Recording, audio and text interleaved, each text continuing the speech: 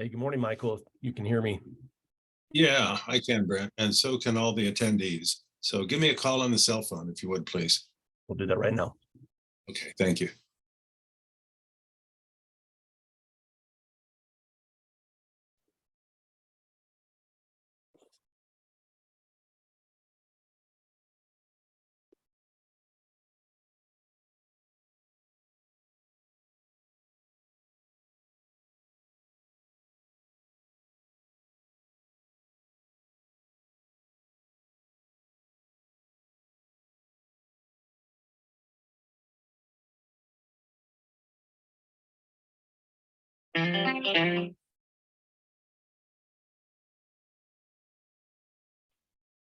Brendan, go ahead and answer your cell.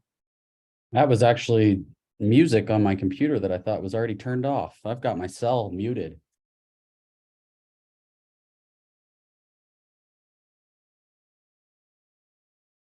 Oh. My phone.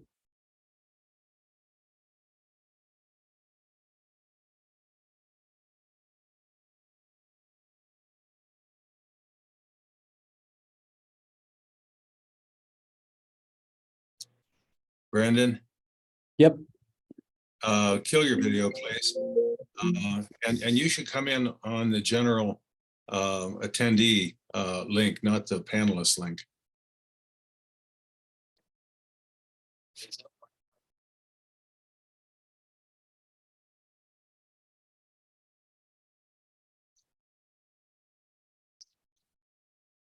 Oh, okay.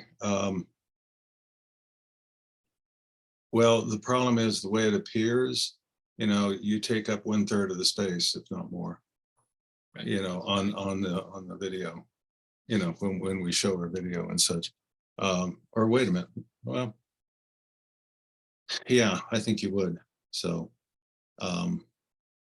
you know, we'll send you the recording and everything. You'll get a link to that.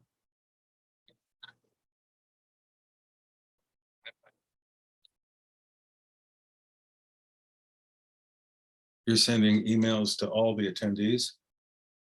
No, just attendees that I have already directly reached out to personally. Oh, I see. Okay, well,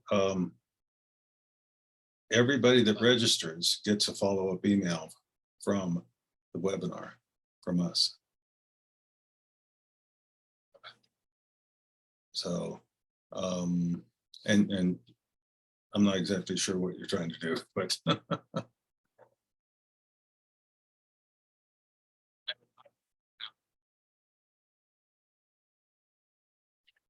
oh, I see.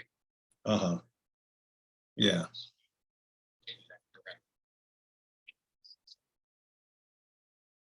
Yeah, yeah, I wouldn't be that concerned about it, really. You know. I'm not sure what the numbers are.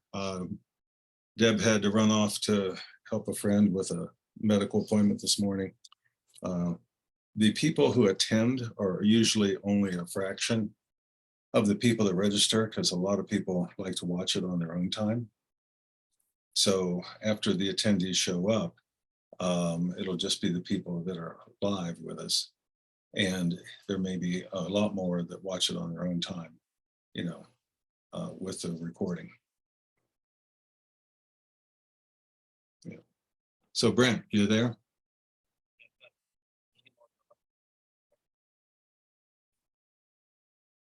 Okay.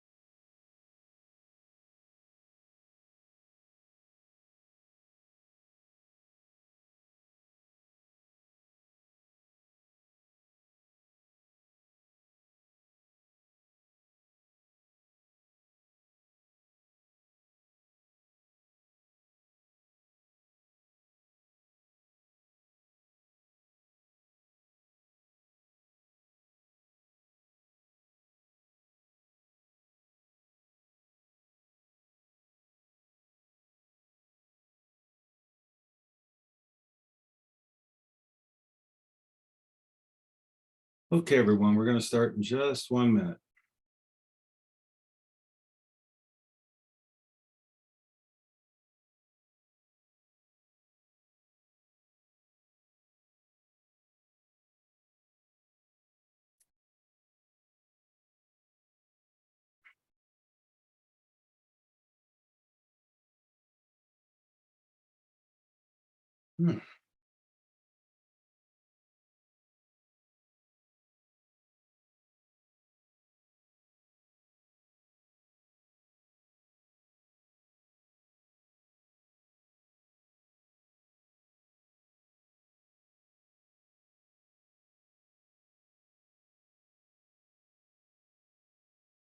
Well, welcome everyone to Real Balance Global Wellness. Our webinars are brought to you by Global Wellness Services Incorporated, and we are a world leader in health and wellness coach training. We've trained over 14,000 health and wellness coaches all around the world. And we're fully approved by the National Board for Health and Wellness Coaching, which I was a founding member of, and very happy to be a board member emeritus of now. Also, we are fully approved by the International Coach Federation, not just for continuing education credit, which is available, but for approved coach-specific training hours. So these webinars are brought to you totally for free once a month, and they are archived at realbalance.com in the wellness resources section. So you can always look at previous webinars where we've had all kinds of guests like James and Janice Prochaska, Pat Williams and others, and where you can find other topics as well. So be sure to check that out. So the way this works, you're muted upon entry, and I believe the Q&A function is what will be working today, if not the chat function. It seems like every time I go on Zoom, one's working and the other isn't. So we'll find out what happens, and that'll be the way that we can communicate. So be ready with some questions and comments and so forth, because we're going to be spending the last 15 minutes or so with your questions. So very happy to introduce our guest today and the topic. We're going to be talking today about financial wellness and its role in wellness coaching, giving you an introduction to that. We're actually going to be doing a 3-part webinar over the next 3 months to kind of acquaint you with this field and how it fits into wellness coaching and how it can be an additional niche that you might, niche or niche, whatever you want to call it, that you might want to add to your coaching arsenal. Our guest and our partner in this venture here is certified wellness professional and co-founder rather, and executive director of the Foundation for Financial Wellness. I'll spit it out there. And, you know, I'm really happy to introduce Brent Hines to you. I met Brent at the National Wellness Conference years ago, and it just immediately was a fit that made sense about this aspect of wellness that we have increasingly been recognizing. You know, as we started using the term well-being instead of wellness sometimes, it was really an effort, I think, to help people remember whole person wellness. And that part of that whole person is their financial wellness. So welcome, Brent. Oh, you're still muted, Brent. Rookie error. There we go. Rookie error. I'm excited to be here as well. We have it was a long time ago that we met and began talking through this, and to see it come to life is exciting. It is. It really is. Tell us a little bit about just your background in general before we get into the topic per se. Yeah, happy to.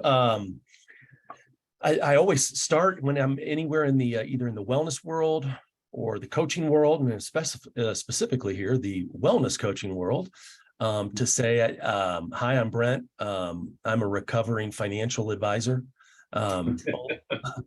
Only half joking. In a prior life, I did just that. And a little later today in our presentation, our training here, I'll explain to you where that transition happened, why it happened, and And then I think we'll make full circle here with how it applies to you as a professional wellness coach. I got into the world of professional speaking while I was still in the financial space. And then that was really the bridge that took me over into financial education, which then grew into much like wellness, into well-being. In the financial side, we had this maturation from financial education to financial literacy, which now is becoming financial wellness. And there's a lot of confusion, but there's also a lot of opportunity around that as well. I was fortunate just before COVID began, I was invited to give a TEDx talk about my experience. It was a little more testimonial as well. I had a major life event that kind of melted down everything that I had built up until then, and we restarted. And really, that was the beginning of this new thing called financial wellness for us. I look back and know that I never want to have to live through that again, but I'm also very grateful in the same breath that it happened and that this new direction came from it. I'm not a blue blood that comes from Wall Street. I grew up single mom, poor kid, first one in my family to go to school, went to the University of Colorado, graduated with a degree in finance from the Leeds School of Business. And that is really kind of what led to today. So you know the value of a buck. Do you know the value of a buck? I've been it started Yeah. with mowing yards and staining fences at really a ridiculously young age, but I wouldn't have had it any other way. Yeah. Well, I can definitely relate, coming out of a kind of a steel mill worker, blue collar family myself, first one to go to college in my whole family, and that kind of story too. So I'm, can definitely, empathize, but also I think understand how these things are sometimes blessings in disguise, these things that happen. Yeah. Let's go ahead and start the slides and kind of orient people to this topic, and get to how it can fit into the work that they're doing. Yeah, great. So I am the co-founder and executive director of the Foundation for Financial Wellness. We are a 501c3 organization. We don't sell financial product. That's really, really important. At the core of what we do, there's no solicitation. There's no ulterior motive. Our mission is to improve lives through behavioral-based financial wellness classes, counseling, and certifications. Now, this was brought to my attention when I say counseling. Dr. Orlowski and Deborah Orlowski are like, "Whoa, hang on a second! You guys do counseling?" And then we had this realization: well, that means something very different. Oftentimes in the coaching world, we do not mean mental health professionals, licensed counselors. In our weird world of financial wellness, we needed an intervention, our version of an intervention, like in the wellness space, in the corporate wellness space. And our version of an intervention is financial counseling. So we created a financial wellness counseling process, methodology, and then that turned into a certification. So financial professionals who are at a place in their personal and professional lives who want to give back, like a pay it forward model, they come to us and go through a financial wellness counseling certification training, so that people who do come through our programs have a way to raise their hand and privately request a one-on-one conversation that's confidential and private. So that's what we mean by counseling, to not cause confusion in this space. Right. Yeah, I really appreciate you doing that. And as we, kind of define the financial wellness coach, we might revisit that to contrast, here's what the counselor does, here's what the financial advisor does, and here's what the financial wellness coach can do. Yeah. Great. Yeah. Yeah. That'd be great.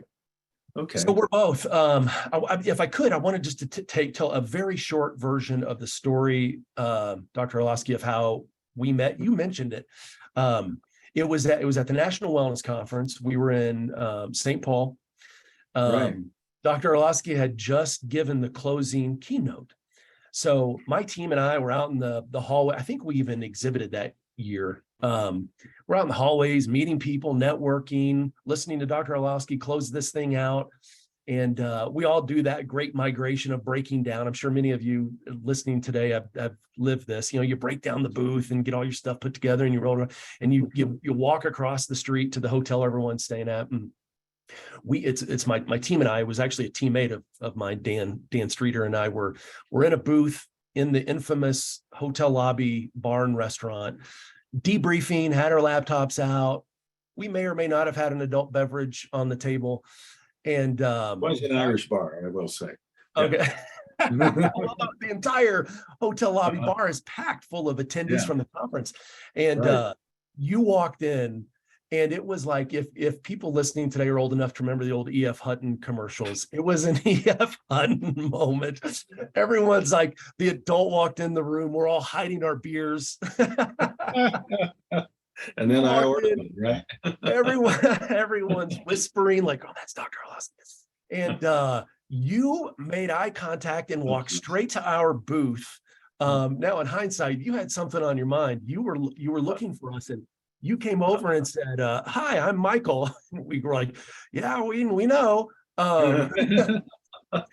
So you sat down, and we had just a great conversation, and you had shared with us that you had been thinking about financial well-being for quite some time, and essentially asked us, would we be interested in having a conversation or further conversations with you about, hey, incorporating financial well-being into wellness coaching. And you said something to us that day. You were just trying to get a feel for us. You go, hey, it sounds as if you guys are partnering with the National Wellness Institute, financial wellness. And you said this, my understanding is you actually mean both words. And I was like, Dan, write that down. Yes. We mean both words. So that's my version of how we met. As we got to know one another, Dr. Orlowski, I consider you a friend as well as a colleague. And first and foremost, I think we have a love of baseball in common. Probably second, a disappointment in the Rockies, and then third, a passion for serving right through wellness coaching, financial. So I think to today's structure of this, I'm like, what is this? I was talking to my staff here, like, it's kind of a combination, a little bit of a training we really want to share with you today. I want to share with you what we've learned in the trenches and academically and through research and through partners, some training. It's also an interview, I think, back and forth, a dialogue with you and I, Dr. Orlowski, and then a little bit of an announcement as well as to what it is that we have created to see if that might be a good fit for everyone here. Yeah. Well, thanks for embarrassing me, but I really appreciate it. And it was, recognize potential at first sight. Let's put it that way. Well, that's what my wife says. She married for potential. Okay, so let's get at the why of all this, right? Why financial wellness? So let me start here before we get to this first slide where I start to throw you some data. There is in this mashing together of wellness, of coaching, and of finance. That's really what we're talking about at the core today. Right. There's confusion. There's oftentimes confusion between when we say financial wellness. Most people think financial education, what I would call financial education. Right. And the difference between financial education and financial wellness. So I would think that, mainly the difference between the two. Now, this is from our experience and in our opinion here, and internally. It's an acknowledgement of a few things. Number one, even in good economic times, people are hurting out there when it comes to their personal finances. Now, especially in times like this, we're seeing inflation, rising interest rates for the first time in our professional careers, quite honestly. Maybe a recession on the horizon. This is an incredibly important topic always, but now especially, like, there's a spotlight being put on it. And that the hurt, the pain that's out there is, stress, obviously. Probably most people listening today can relate to that at some point in their life, or to some degree even now, maybe. Hopefully not. Hopefully you're the person that's never had that experience, so you just care about helping others, but most of us have. And that spills over into our physical health. and we'll get into this in detail with some data and some statistics in a bit here, our relationships and like really just a distraction from living and just living life and living it fully and being present. I said something once that kind of stuck, and we've continued to use it here internally. We call it a Brennism. And that is when we were teaching financial education in those early days, 15, 20 years ago, I would say education without action is of little value. So I don't want to completely discredit education alone, but what we're talking about here inside of personal finance, Yeah. I still stand behind education without action is of little value. It's better than no education. Right. But you know what I mean? Like the magic happens after the education. It happens. Right. So we realize that the behavioral sciences are only recently being kind of like mainstream, widely accepted in the financial services space. So now financial services are beginning to mention the behavioral sciences around what we're doing with money, right? Money, debt, credit, all the things related to money. Now, 99% of people in the financial services space have no business speaking to the behavioral sciences, but they stayed at a Holiday Inn last night. You know, it's kind of one of those, like we kind of pick away at the, you know, all of the, you know, confirmation bias that we read in articles that tells, oh yeah, that makes sense in my world. And then lastly, I would say, and this is where you come in, Dr. Orlowski, is the psychology of money. And that's virtually an untapped field, widely speaking. There may be a higher percentage in this audience that is familiar with it, but that what we would refer to as the psychology of money, it's not easy for everyday people in need to find. So all of these things combined is how we differentiate financial education from financial wellness. So I think this next slide here will show just a few data points. Well, Kind of before you get to that, I just want to reinforce what you're saying, because the whole field of wellness, when I, got involved in it to begin with, way back in the Pleistocene, when we were educating people on stone tablets, really what it was about was mostly education. And there was a real rise in health education. We were trying to really not just focus on disease prevention directly or hygiene or those things. We're actually looking at lifestyle and lifestyle behavior. And so it was about educating people about that. And then it was about influencing pure health norms and things like that. But what it really came down to was, exactly what you're saying. The education without putting it into action some way. We had so many people that came to us for coach training because they were dietitians that were creating terrific meal plans for people, and people weren't succeeding at implementing. They were health educators that were creating, terrific curriculum and conveying in individual sessions terrific information to people, just what people needed. And they were having tremendous difficulty implementing them in their lives. So you're right on the exact same track here. Terrific. It's great when just intuition and street smarts align with the actual data and scientists out there like yourself. So this is real. Here are 4 points that are actually extremely sad, but also motivating to us. And there is data galore on how people are struggling personally with finances. And by the way, I would say this now, if anyone would like a copy of this deck, we are happy to share it afterwards. If you just reach out to however you registered here, reach out to us. We will send these to you with all of the data sources as well. So we do a lot of work in the corporate space. So corporate financial wellness programs. So oftentimes the data that we are collecting, we are making the business case to the business world, right? For your employees. So this first one, 70% of US workers say financial stress is their most common source of stress. So almost always any survey or data that comes out, financial stress is the number one stressor of employees. And then, but think historically in the corporate wellness space, right? Finance and the wellness offerings have been stovepipe, so to speak, where wellness has been traditional, what we would refer to as traditional wellness topics, weight loss, smoking cessation, stress management, nutrition, et cetera.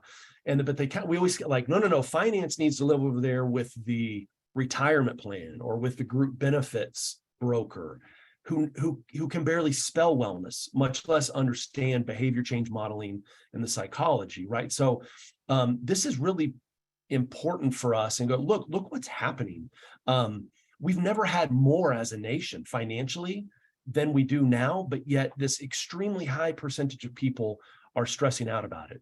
48% of US workers experience stress when dealing with their financial situation. And dealing with financial situation can be something as minute and granular as opening the mail, when I get a bill in the mail, when it's enrollment season, like touching anything finance puts the knot in the stomach, so to speak. That's the way I grew up, right? That was my reality. And I still have those scripts around that as well. I mean, they're still around. There's still work to do. You don't know a good wellness coach, do you? That I could. 60% of households don't have 3 month savings on hand. 3 month savings is the general rule in our world of emergency cash reserve. We get into this in great detail in our classes, but the importance of having emergency cash and what most people in this country refer to as an emergency and the dollar amount of that emergency, it's so preventable for anyone gainfully employed to create this firewall of keeping out stress, but 60% of Americans don't have it. We don't talk about it. There's a lack of awareness. There's a lack of know-how. There's a lack of structure and a process. It doesn't need to be that way. And then, guys, more than 1 out of 3 of us have debt collections on our credit file at any given point. I think, this doesn't live in a vacuum. These things follow us into all other areas of life, which lead us to our next slide. Now, I'm choosing the National Wellness Institute's 6 dimensions of wellness model. And I'm not here to promote their model. I'm really here to say, hey, whatever model you prefer, the point here is that we're creating a visual example of total well-being. So our whole life, and that financial wellness doesn't live in that vacuum. It seeps out. It's like a virus. Like, it doesn't care which dimension of total well-being it impacts. And quite honestly, it impacts every one of these. So, Michael, if you'll go through click by click, I think this is important for us to look at each one of these. Let's just go around the wheel here. Yeah, let's do that. Just real quick, though, I just want to add to what you're saying. Yeah. A little example that I've always used to talk about this and about wellness is it's kind of like a little pool of water, a pond of water. Let's say you're on a little walk bridge, and you got this little pond of water. If you toss a pebble into that pool, the ripples go out to every part of that pool, don't they? So it doesn't matter where that financial pebble hits the water, it's going to affect every other area as well, isn't it? That's right. Yeah. So the physical. Here we go. 1 in 5 Americans are not going to the doctor when they need health care because of money. Now, if that's not just a rattle your cage statistic, to think in this day and age, we're not getting the health care we need because we can't afford the bill. Yeah. 1 in 3 adults with partners report money's their primary source of conflict. I think that this one's more intuitive, right? We've heard for decades, money's the primary cause of divorce, but it certainly seeps into it.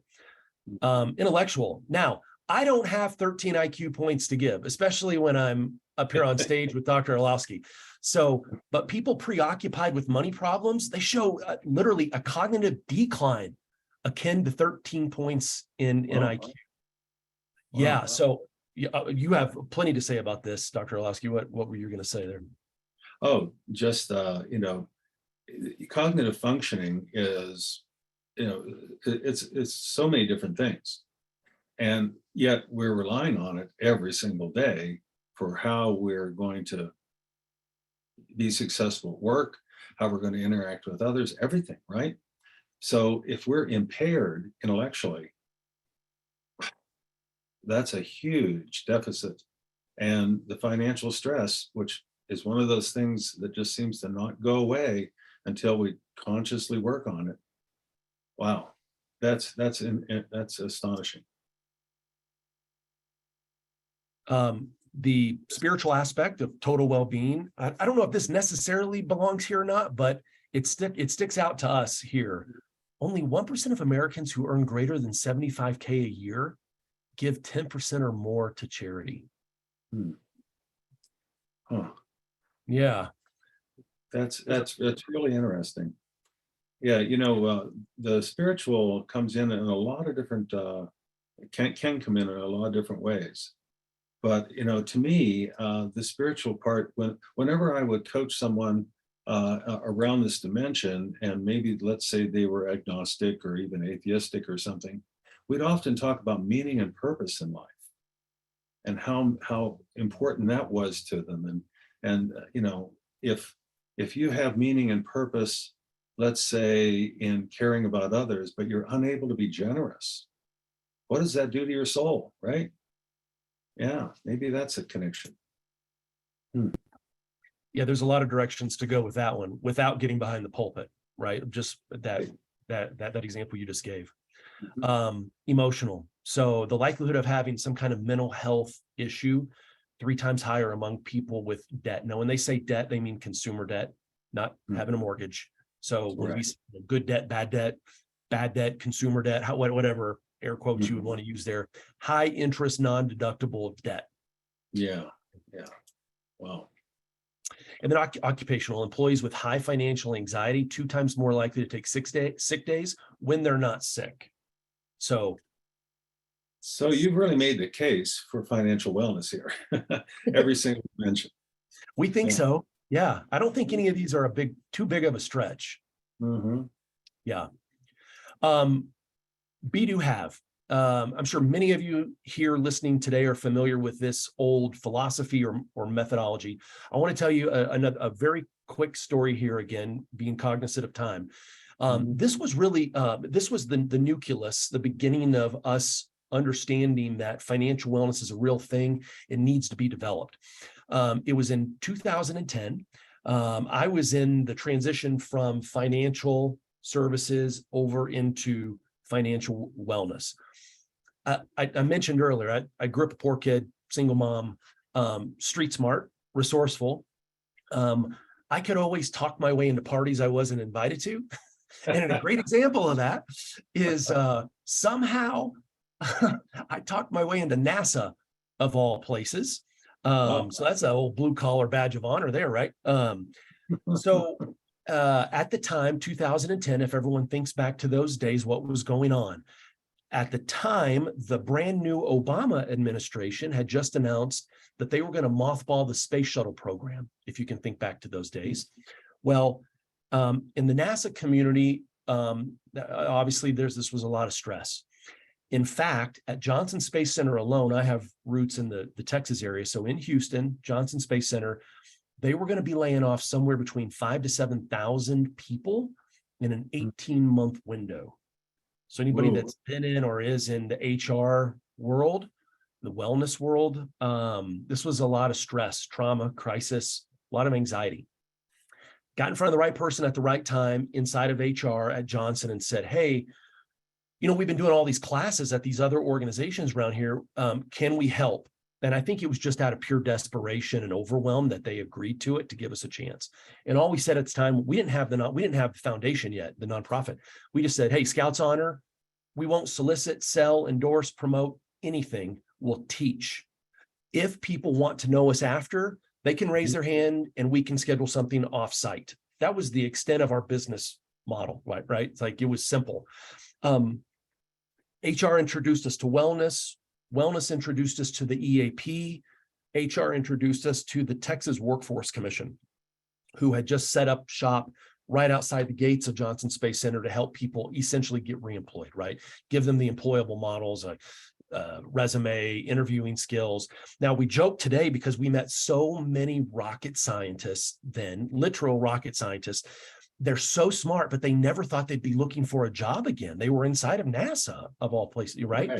So they were teaching them like how to go to networking events. And there was a class I sat in on just out of pure curiosity where they literally were telling them, stop using acronyms. The rest of the world doesn't know what you're saying. So they brought us in to teach on financial literacy. So we moved from education, graduated to literacy. We were about to graduate to wellness. The very first class we taught, the wellness person there, the lady who ran the wellness program, her name was Karen, literally a rocket scientist. She has degrees in things I can barely pronounce. She packs the room. The room could hold 30. There was 30 people. High anxiety, a lot of energy, right? She's in the back of the room pacing. I'm in front of the room. So the guy with the lowest IQ in the room has the mic. Brilliant.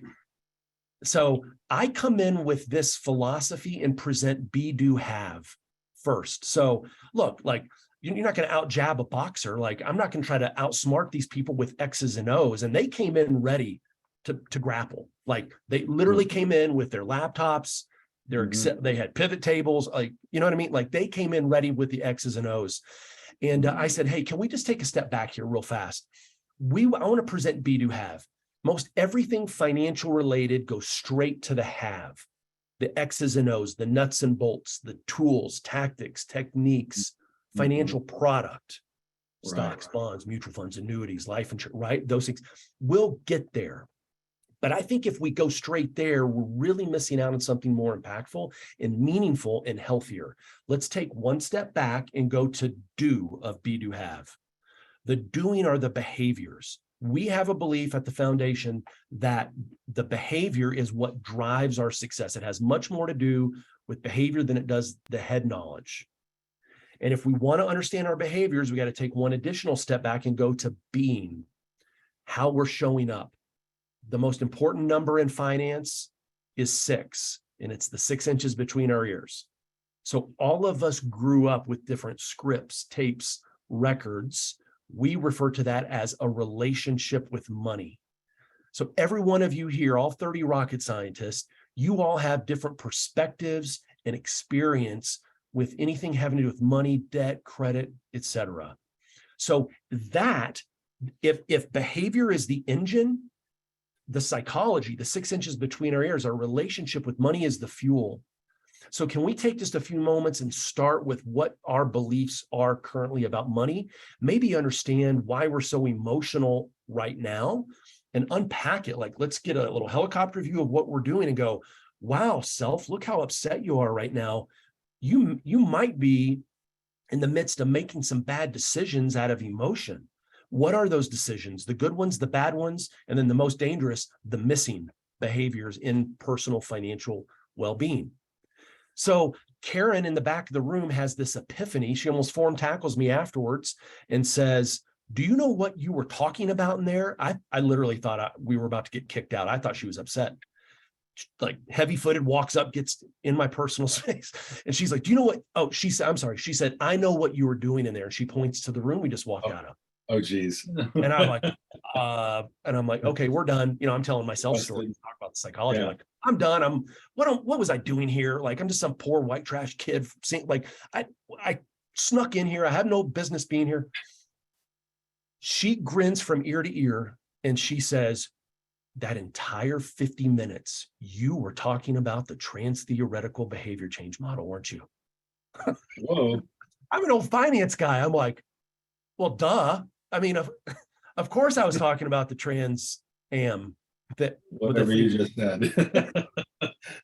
So she blows me up and she grins from ear to ear and she's like, she has this epiphany and she begins volunteering her time and coming to our office, and she challenged us. She said, I love the behavioral side, but why aren't you building this on a wellness chassis? She's an engineer. Of course she said chassis, right? I'm like, okay, tell me what that means. And then she began introducing us to Dr. Prochaska's work, and then the wellness world and data and analytics and these things called interventions. And we ended up creating this be, do, have version for financial well-being, and our being, where our beliefs, our relationship with money, the behaviors, the good, the bad, the missing. And then we get to the tools. We don't ignore those.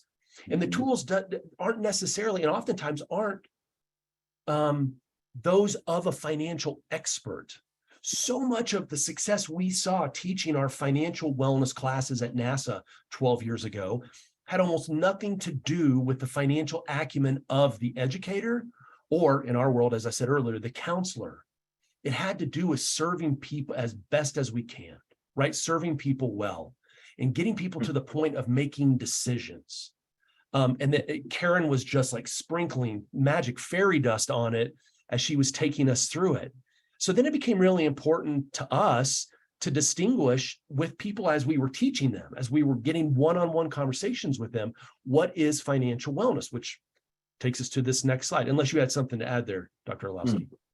Oh, just again, the parallels are just amazing, because when people want to change health behavior, they want to get healthy. Let's say get healthy, just like people would want to get financially stable. You know, they reach for the tools, right? We go out and we buy health products. We buy stuff that was on the infomercial at 3 o'clock in the morning. It's going to help us lose weight fast or whatever. And we haven't really set up anything that allows us to examine our beliefs and our behaviors. And what ends up happening is the people don't use the products that they, bought. Just like somebody can set up an account of some kind for their finances, but do they put money into it? Exactly, right. And Andrea said it here in the Q&A, Maslow's hierarchy of needs, which by the way is baked into your trainings, Dr. Orlowski, and in the training that we created together here.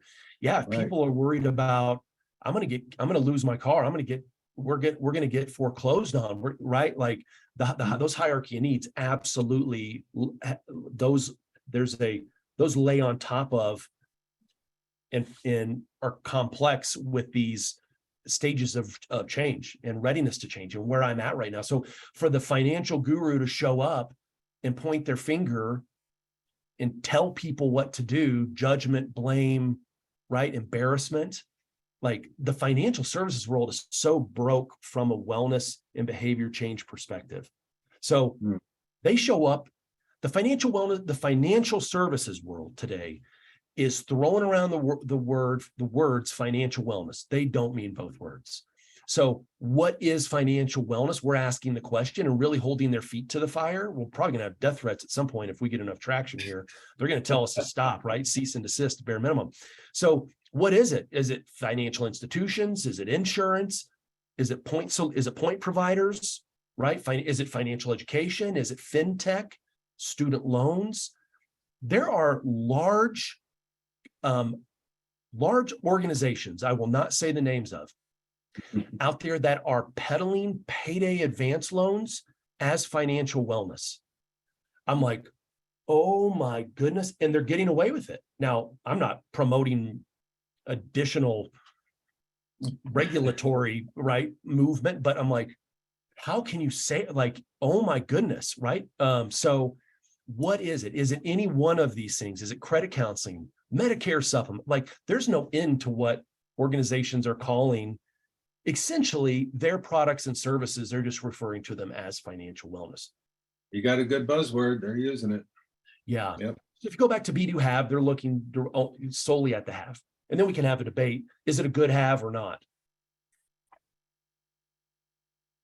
Did you want me to go back on the slide? Is that what you No, I meant? don't think, I think we're good. Yeah, perfect. So let's go. We've done our best, and we certainly don't have the market cornered on the definition of financial wellness. We work closely with Kent Allison. If you don't know him, he's recently retired from PricewaterhouseCoopers. He was the godfather of financial wellness over the last 15, 20 years at PwC. They did some incredible work. Their annual financial wellness survey, world renowned. He's almost a celebrity in our weird world of financial wellness. So we work with him on this. And I'm gonna bring him up here in a couple of slides, but the foundation for financial wellness, we believe the following, that financial wellness, however we're going to define it, it's rooted in behavior change. And we would also say, now, this is going to change when we go into the youth and children's space. But up until now, we've been in the corporate adult space, paying attention to adult learning theory, stages of readiness, the psychology of money, et cetera. We believe it's multidimensional, it's holistic. As we showed earlier, using the 6 dimensions of wellness model, it does not live in a vacuum, it seeps. What works, we believe, and we know to be true, is that it's positive and affirming. You've seen the talking heads probably on TV and on radio, and when they literally refer to something or someone as stupid, it's sad and it makes me mad when I hear them do that. And we believe, because we're very biased here, that it needs to incorporate all 3 pillars of Be-Do Have, or whatever version of Be-Do Have. That's part of the holistic, the thinking, the beliefs, the behaviors, and the actual head knowledge. So we define it as this: a lifelong process of improving one's relationship with money in order to make choices, behavior that improve financial behaviors, resulting in have a more successful financial state, current and future, is built into that by financial state. No one has said that's the definition. That's our definition. And we just present it as, hey, if you don't have one, maybe it's a good starting point and a terrific conversation starter at bare minimum. How does that land with you, Dr. Orlowski? Well, you're looking at the connection between the person and their money. And one of the things that people want is to have choice. And one of the things I'm always saying, the coaches need to remind people that they do have choices. And here we're talking about choices maybe that are a little better made, because we're looking at our beliefs, we're looking at, how we're actually behaving around this topic. And, that's going to give us the result we want. That's terrific. Tammy asked a question that is so perfectly timed here. Thank you, Tammy. Are financial advisors open to working with health and wellness coaches as an added service? If we have anything to do with it, they will, and they are. We have a certification program that has nothing to do with today, but I think as a point of reference, it's good for you to know about. It's the Financial Wellness Professional. And the target market for that is financial services. We are developing, and I mentioned Kent Allison earlier. This is a passion of his, and he's kind of using us as the vehicle to get there. Someone needs to put a stake in the ground and set a set of standards in the financial services world of what is financial wellness. How do you mean both words? We're doing just that, Tammy. Our vision here internally at the foundation is that someday it is commonplace that someone has a financial advisor and a financial wellness coach, and those two live in harmony because they play 2 different roles but can complement one another so well. And it's like the wellness coach isn't for only those in crisis, only for those in trauma. It's not for any given stage or age in life. Right? Like improving like go back to our definition, like at all ages and stages, whether they're ready for a financial advisor quite yet or not. So the federal government gave their best stab here at a definition from the Consumer Financial Protection Bureau. They get a little more tactical here, as you would probably guess.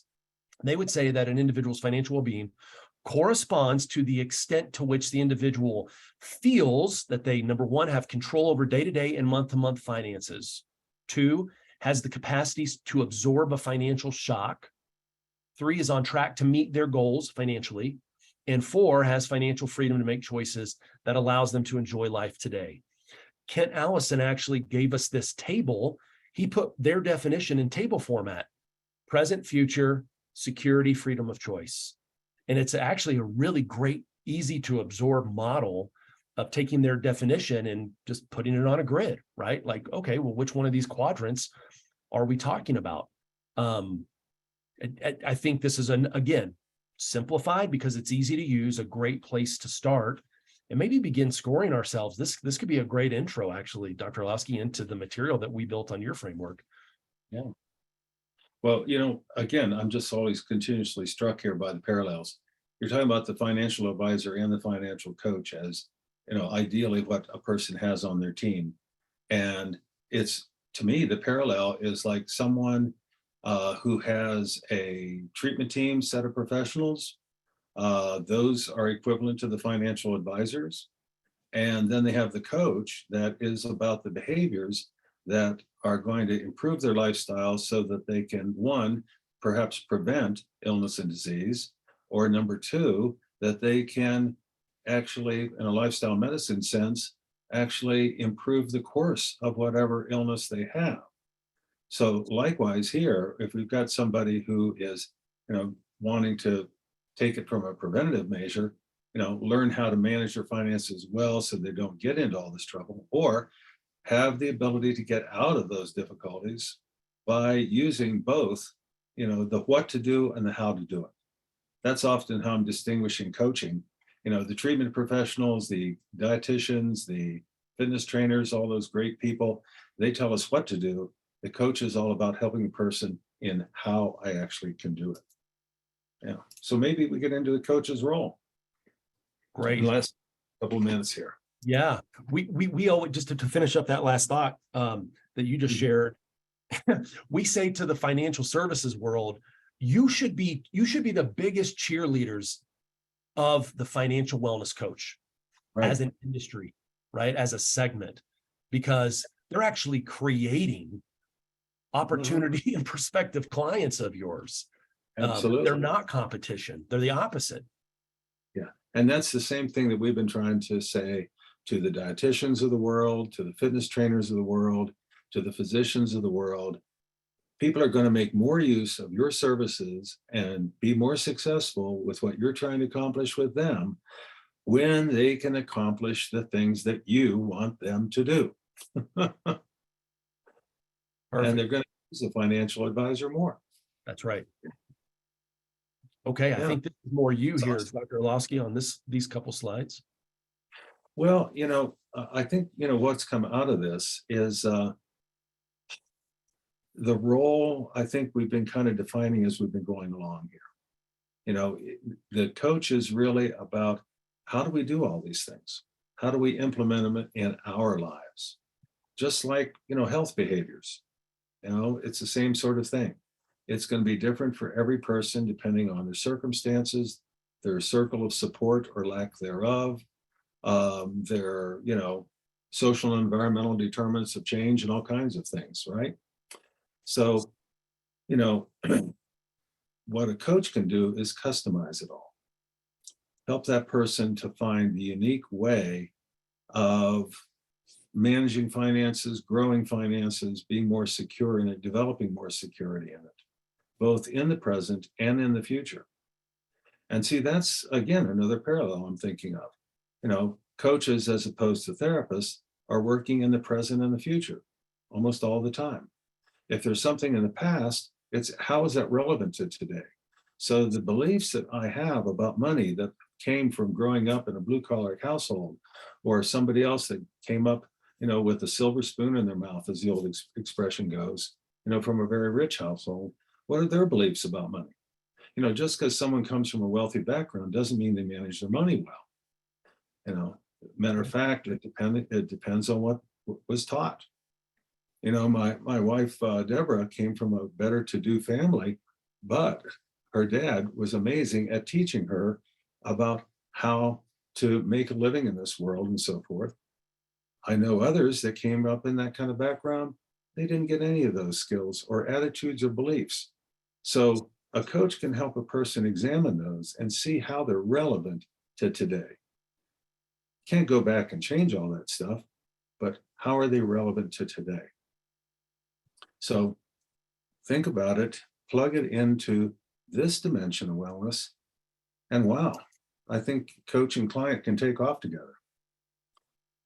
So in your role, this is the thing, you don't need to be that financial expert. We're always saying for health and wellness coaching, you don't need to be a treatment professional. I like to say you don't need to have a treatment level of knowledge about the illness that your client might have. Maybe you have a client with a chronic illness and you're not a cardiologist, you're not, whatever other specialty is relevant, but you can help that person to take we call it the lifestyle prescription coming from the treatment professional and implement it So here you've got great advice, hopefully from a good qualified financial advisor, and your own education about finances.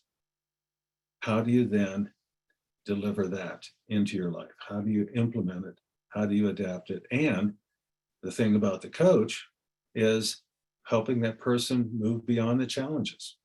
You know, the barriers always come up, right?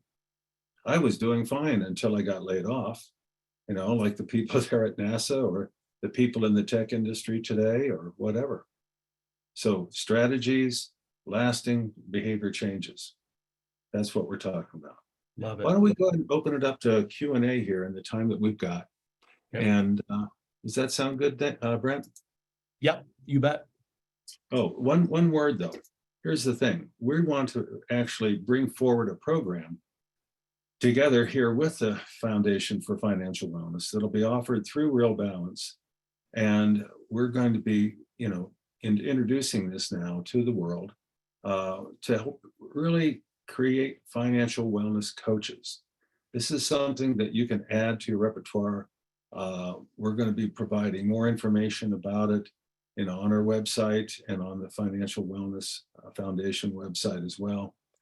And it's a program that can really, like it says here, kind of really bridge the gap.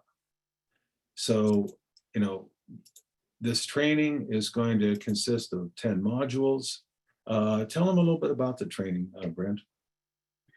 Yeah, we are really excited about this. We built this on, speaking of Karen earlier, on a financial wellness chassis. We built this on Dr. Orlowski's chassis of what, you know, the Wellness Mapping 360 framework, and applied everything towards what we know to be true about financial wellness.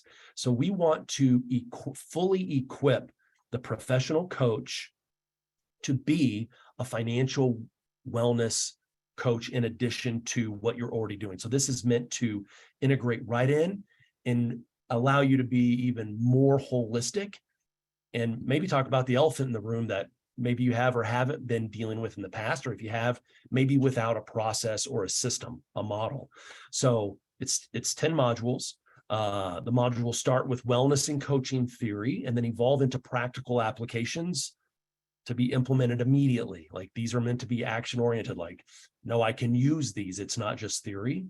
Objectives: develop wellness coaching skills that can be applied into your client's financial world. Learn a systematic coaching process based, of course, in the behavioral change psychology, human motivation, basic financial fundamentals, basic, and professional coaching competencies. Gain the skills to support and motivate your clients to make the behavior changes needed in their financial lives to live financially well.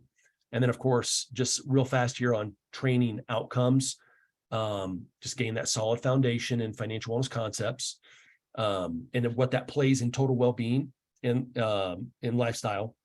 Demonstrate proficiency in the Wellness Mapping 360 framework, which you probably are familiar with if you're here today, but specifically aimed at financial wellness coaching, and the use of the related materials and tools that we have created. It comes with a library of resources for you to use. This is also reinforces just your core coaching skills as well.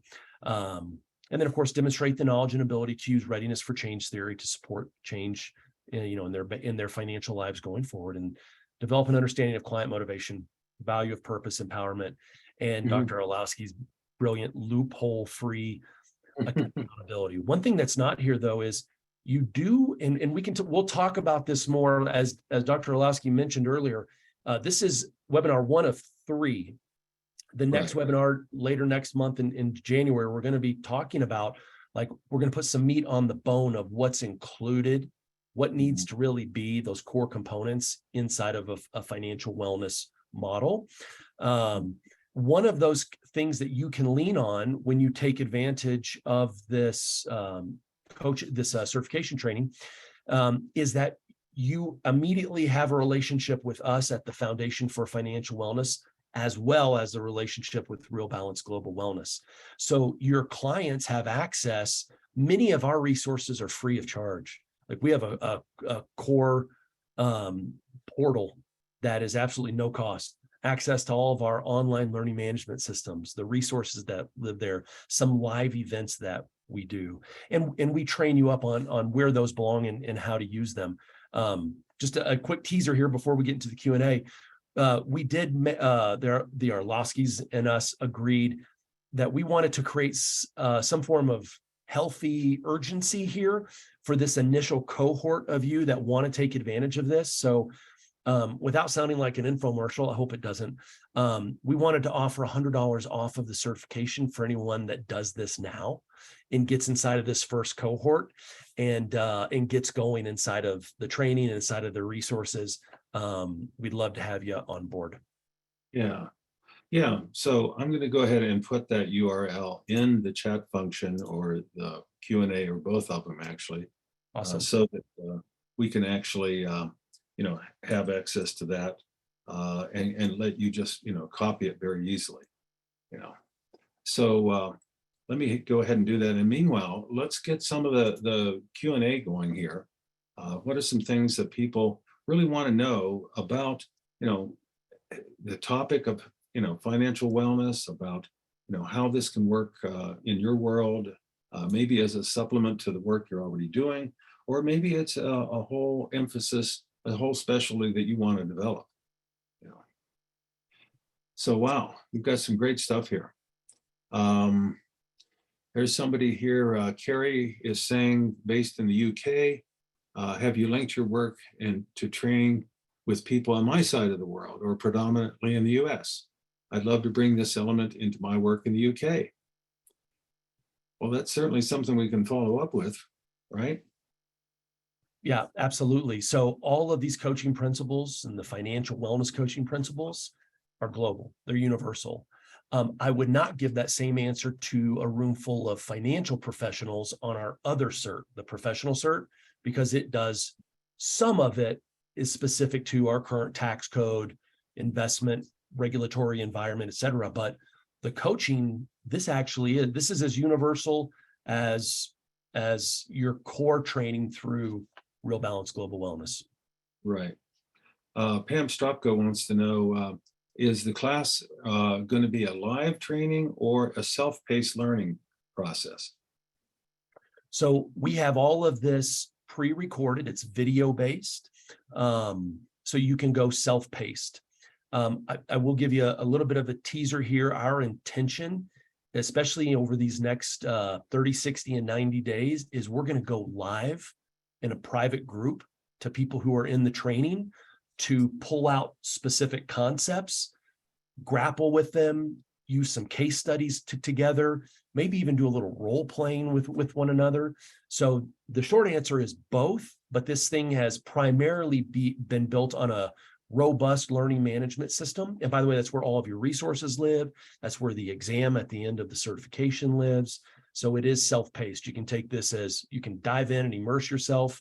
Maybe you got maybe you have a little bit more time over the next few weeks. Maybe you have less, but it could be a good time to dive in deep and get going on it.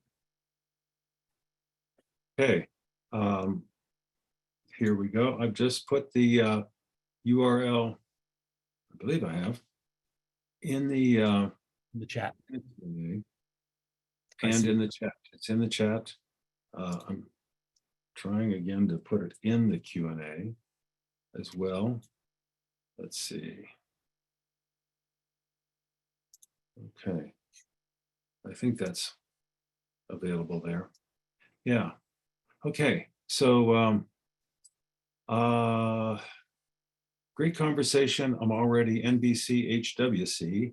Is there any way to learn the financial side of it? Well, that's what the whole training is intended to do. Maybe SJ, you could clarify your question a little bit. Janet Frank is asking or saying, I was invited to co-present with a local financial advisor. I see their slide deck focuses on a lot of anticipated care needs and housing. That's about the most I know. Thoughts about how best to piggyback complement their work. I have about 30 minutes after them. Unfortunately, I don't know much more. as we're meeting in January. But any must cover ideas? I'm thinking just getting them to think about the dimensions of wellness and how many impacts them all might be enough, but open to ideas how to make it compelling to an audience. Well, this would be, you would come in a black belt into that environment. People who do earn the financial wellness coach certification here, because you are going to make yourself so desirable. I know this sounds pitchy, and I'm sorry, but the financial services world will want to understand what you have to offer. And that is a great example, Janet, of when you show up and explain, hey, I'm a certified financial wellness coach, and here's what that means. And we approach total well-being. You will round out, and the word you use, complement that advisor's work so beautifully and so strongly, because he or she is going to be coming in a be to have. They're going straight to the have. That's what they do. It's what they're experts on. And you will round it out. You will fill in the being and the doing, and actually help them probably land more clients for care, long-term care needs and housing. That's great. Yeah. So the clock has been ticking. This has gone really fast. I've really appreciated it, Brent.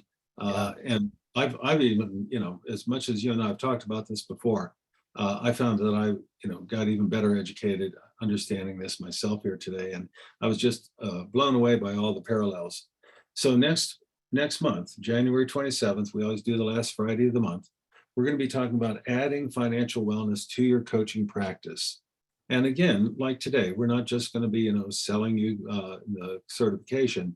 We're going to be teaching you about how you can do this and about how it fits in with coaching.